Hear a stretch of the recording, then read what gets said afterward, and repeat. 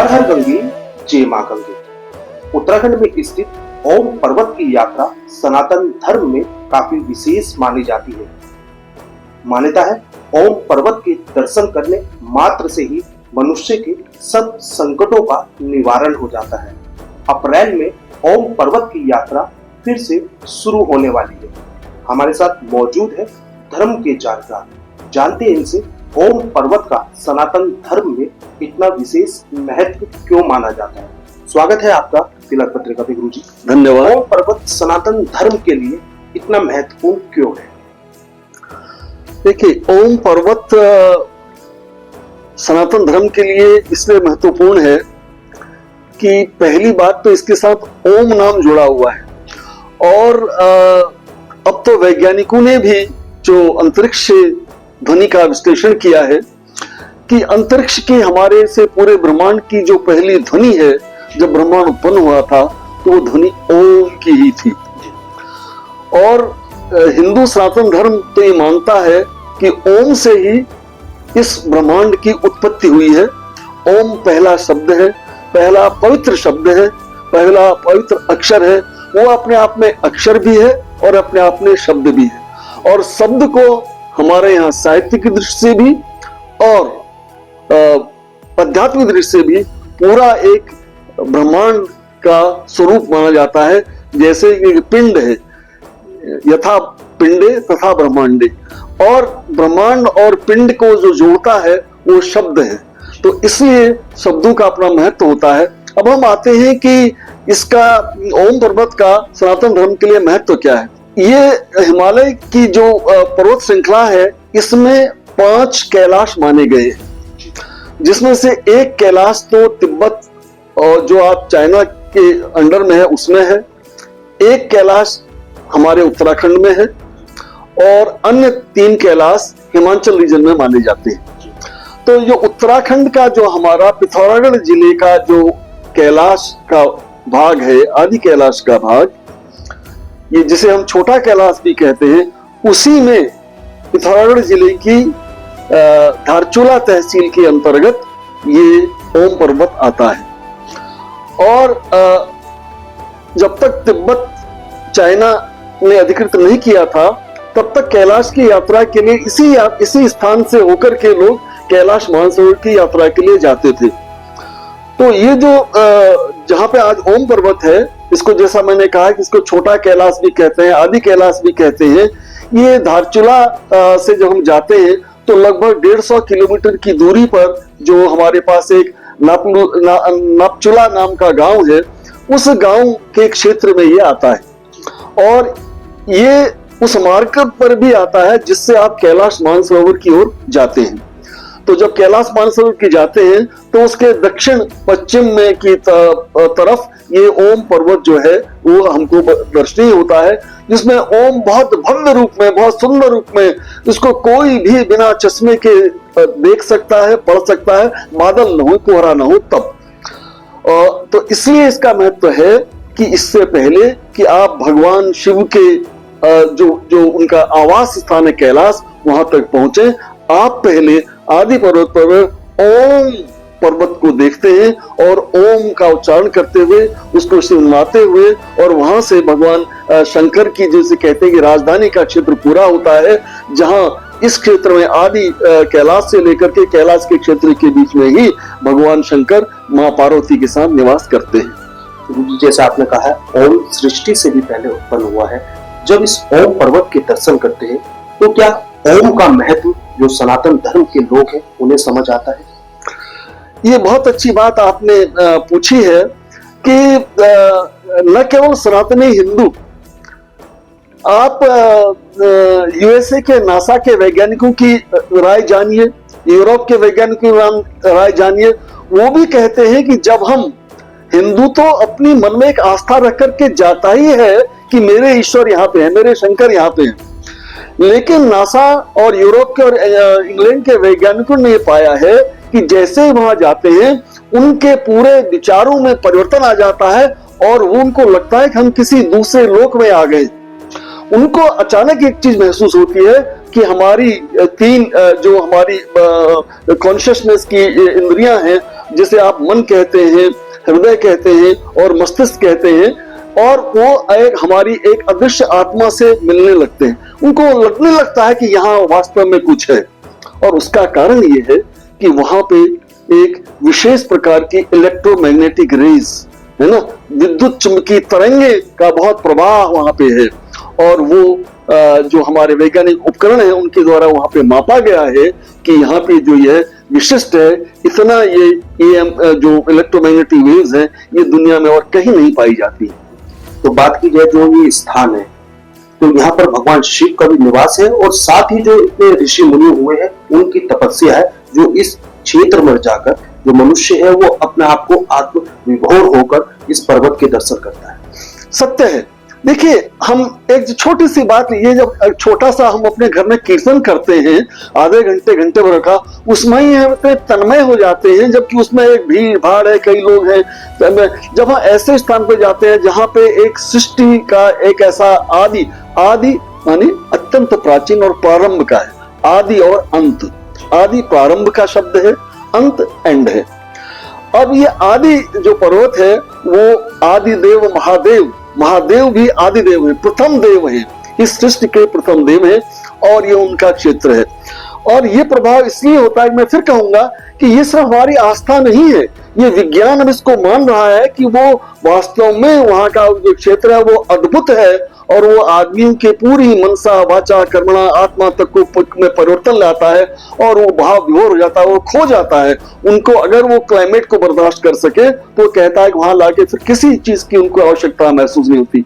वैज्ञानिकों तक ने ये कहा है कि जैसे स्पेस में जब आप जाते हैं तो वहां का बिल्कुल अद्वितीय वातावरण होता है, ऐसे ही आदि कैलाश से कैलाश तक का जो क्षेत्र है वहां पे जो भी मानव जाए, चाहे वो हिंदू हो चाहे किसी अन्य धर्म का हो, तो उसको वो ऐसी अद्भुत अनुभूति महसूस होती है कि वो अपने आप को भूल जाता है, और उसको लगता है कि मैं परमात्मा में लय होने जा रहा हूं, मेरी आत्मा परमात्मा से संबंध स्थापित कर रही है, और इसके वैज्ञानिक जो प्रूफ है वो भी मिलते हैं।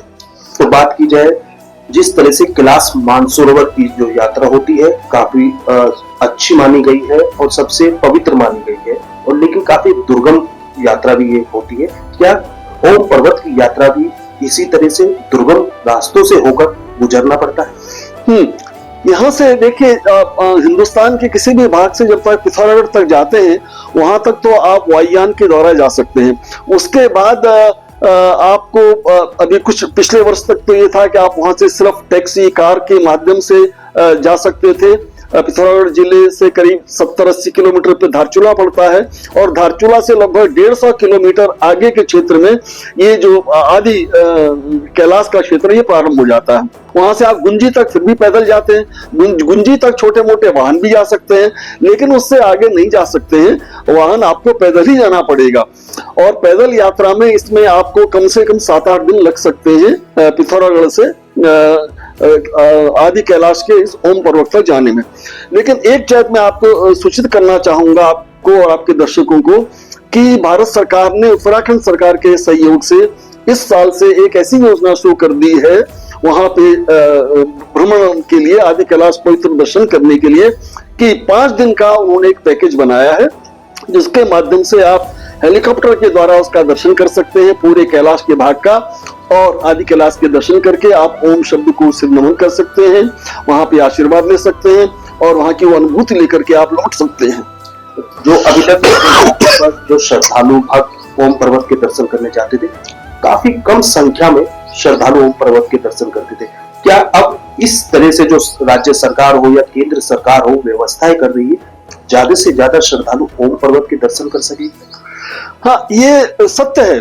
असल में पिछले वर्ष जब प्रधानमंत्री जी पिथौरागढ़ के इस आदि कैलाश क्षेत्र में गए थे, तो उसके बाद से लोगों को ये एहसास हुआ कि ये एक ऐसा अद्भुत स्थान है जो आज तक उतना लोगों को आकर्षित इसलिए नहीं कर पाया था कि वहां, जैसा आपने कहा, कि आने जाने की सुविधा अत्यंत दुर्गम स्थलों से होकर के जाती है। अभी भी वहां पे आपको जगह जगह पे अच्छे रहने के स्थान, होटल या टूरिस्ट गेस्ट हाउस आदि का भाव मिलेगा। और लेकिन एक बात है कि पिछले वर्ष से ही 2024 के बाद से ही वहां जाने वालों की संख्या जो सिर्फ कुछ हजार होती थी, 2-3 हजार से ज्यादा नहीं होती थी, वो लाख को पार पिछले साल ही कर चुकी थी। और इस साल हमको लगता है कि कम से कम 4-5 लाख लोग तो जाएंगे ही। मुझे कुछ सूत्रों से पता चला है कि अभी उस यात्रा के लिए लगभग 40-50 हजार लोग तो अभी लाइन में लगे हैं, वो अपना रजिस्ट्रेशन कराना चाहते हैं। आज काफी लोग उसमें करा चुके हैं। ये पर्वत श्रृंखला है और जो वहां से खबरें सामने आ रही है उसमें देखने को मिल रहा है कि ओम पर्वत के जैसा ही एक और पर्वत नजर आ रहा है जिसमें ओम साक्षात दिखाई दे रहा है। क्या ये सत्य है? गुंजी गांव के आसपास के किसी टोलिया जी को सबसे पहले वो ओम पर्वत दिखा जब धुंध कम हुई, तो उन्होंने उसको फिर देखा, उसके और थोड़ा नजदीक गए, जो वहां से काफी लगभग 10-20 किलोमीटर की दूरी पे पर्वत दिख रहा था उनको। फिर उन्होंने अन्य लोगों को, पढ़े लिखे लोगों को बुलाया, उन्होंने उसके चित्र लिए और वो चित्र अभी आपको मेरा ख्याल है कि गूगल में मिल जाएंगे। और ये कहा जा रहा है कि जो पर्वत है वो उस ओम पर्वत से बड़ा है, लेकिन जो ओम का अक्षर दिख रहा है वो अभी बहुत स्पष्ट इसलिए नहीं दिखा है, छाया उसकी चित्र नहीं आया है क्योंकि धुंध थी। लगता यह है कि वो भी है, और लेकिन चूंकि वो उसकी चौड़ाई मोटाई जो साइज है वो उतना विशाल नहीं है जितना विशाल हमारा मूल ओम पर्वत है। तो वो लोगों को एक आकर्षण का एक और नया केंद्र, तीर्थ यात्रा के और नया केंद्र और भगवान शंकर की महिमा का एक और स्थान वहां पे बन जाएगा। तो माना जाए जो ओम पर्वत के दर्शन कर लेता है वो अपने संसार के सभी कष्टों का निवारण भी कर लेता है और साथ ही उसके मन में एक अद्भुत अनुभूति होती है कि साक्षात उनके द्वारा भगवान शिव के उस स्थान के दर्शन किए गए जहाँ भगवान शिव खुद निवास करते हैं।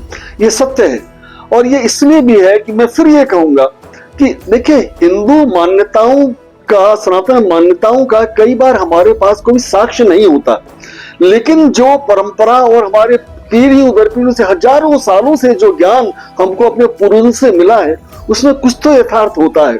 उन यथार्थों में से एक बड़ा यथार्थ ये है कि कैलाश और आदि कैलाश का ये सारे स्थान और जो पंच कैलाश है ये शिव के क्षेत्र हैं और इसमें जो कैलाश मानसरोवर है वो भगवान शंकर का मूल स्थान है। मैं एक बात और कहना चाहता हूं यहाँ पर कि जो कैलाश पर्वत है उसमें उसके नजदीक जाने के लिए चीन की सरकार ने प्रतिबंध लगाया हुआ है।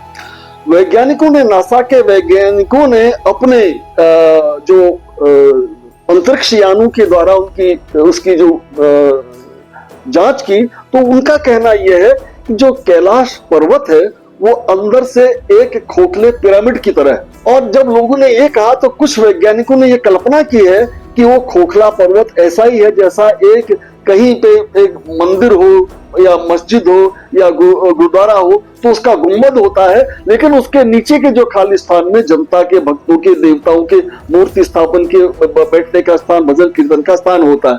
तो लोगों की मान्यता है कि जो कैलाश पर्वत है वो उसके अंदर एक ऐसी अद्भुत दुनिया है जो इस लोक की नहीं है, वो परलोक की है और वहीं भगवान शंकर पार्वती के साथ और अन्य देवताओं के साथ निवास करते हैं। इसलिए उसका एक विशिष्ट महत्व है, उसका एक चुंबकीय गुरुत्वाकर्षण है। एक और बात लोग कहते हैं, ये भी कई वैज्ञानिकों ने अभी तो सोच चल रही है कि जब जितना आप आदि कैलाश से, ओम पर्वत से होकर के जैसे जैसे आप कैलाश पर्वत की ओर जाते हैं, मानसरोवर की ओर, वहां पे समय जो होता है वो तीव्र गति से चलता रहता है क्योंकि वहां का पृथ्वी का गुरुत्वाकर्षण कम है और वहां पे समय तेजी से चलता है और आदमी को लगता है कि एक दिन उसके लिए 2 दिन के बराबर या 4 दिन के बराबर हो गए हैं। तो इसमें कुछ तो सत्य है, वैज्ञानिक भी इस पे शोध कर रहे हैं और हिंदू सनातन की आस्था का तो केंद्र है ही भगवान शंकर का वास है। भगवान शंकर को महाकाल भी कहते हैं। काल का मतलब क्या है? काल का मतलब मृत्यु नहीं है, काल का मतलब होता है समय। वो समय के आदि और अंत भगवान शंकर है। लोग कहते हैं जब इसका काल आ गया, कोई मरता है तो कहते हैं उसका काल आ गया, काल आ गया मतलब उसका समय पूरा हो गया है। तो महाकाल वहां रहते हैं का मतलब ये है कि समय भगवान शंकर की मुट्ठी में है। जो साल भर में ये यात्रा होती है इस समय शुरू होती है और कितने महीने तक ये यात्रा श्रद्धालु करते हैं? हाँ, ये देखिए, इसके लिए जो इस ओम पर्वत और आदि कैलाश के लिए और कैलाश के लिए भी जो माना जाता है समय, मैं मुख्यतः बात करूंगा ओम पर्वत वाले कैलाश की बात, तो इसका बहुत अच्छा समय जो होता है हमारे लिए 15 अप्रैल से लेकर के 15 जून या 30 जून तक का समय है। इसके बाद मानसून आ जाते हैं, बादल आ जाते हैं, कोहरा आने लगता है, और उधर सितंबर 15 सितंबर से लेकर के करीब 25 अक्टूबर तक के बीच का समय, ये 1-1.5 महीने की जो अवधि है, काल अवधि है, ये इन स्थानों के दर्शन के लिए बहुत सटीक और सही। जो श्रद्धालु इनके दर्शन करने जाते हैं वो अपने मन में क्या भाव रखे जिनको वहां के दर्शन करने से उनको एक अलग ही शांति प्राप्त हो? देखिए, वहां जब भी लोग जा रहे हैं तो मैं समझता हूं कि एक सामान्य नागरिक की तरह से 2 प्रकार के स्त्री पुरुष व्यक्ति वहां जाते हैं। एक, जो धर्म की आस्था जिनको खींच के ले जाती है, उनके मन में तो पहले से ही यह है कि मुझे तो कैलाश के दर्शन करने हैं, मुझे तो ओम पर्वत के दर्शन करने हैं, मुझे ओम शब्द को अपने अंदर भी समाहित करने के लिए वहां जाना है, और मुझे भगवान शंकर की कृपा चाहिए। और कुछ एक वर्ग ऐसा होता है जो जिज्ञासु और वैज्ञानिकों का होता है, वो अपनी जिज्ञासा को और उसके बारे में और ज्यादा खोज और उसके महत्व को, उसकी सत्यता को जानने के लिए दृष्टि से भी वहां जाते हैं। बिल्कुल, जिस तरह से इनके द्वारा बताया गया है, सनातन धर्म में ओम पर्वत का विशेष महत्व है। जो भी भक्त सच्चे मन से ओम पर्वत के दर्शन करते हैं, उनके मन में भगवान शिव के प्रति एक अद्भुत आस्था देखने को मिलती है, क्योंकि ओम पर्वत पर साक्षात भगवान शिव निवास करते हैं। इस बार ये यात्रा अप्रैल से शुरू होने वाली है। माना जा रहा है कि इस बार काफी संख्या में जो श्रद्धालु है वो ओम पर्वत के दर्शन कर सकेंगे, क्योंकि राज्य सरकार और केंद्र सरकार द्वारा इसकी सारी व्यवस्थाएं की जा रही है। देश के पहले धार्मिक न्यूज चैनल तिलक पत्रिका के लिए हरिद्वार से मैं आशु शर्मा।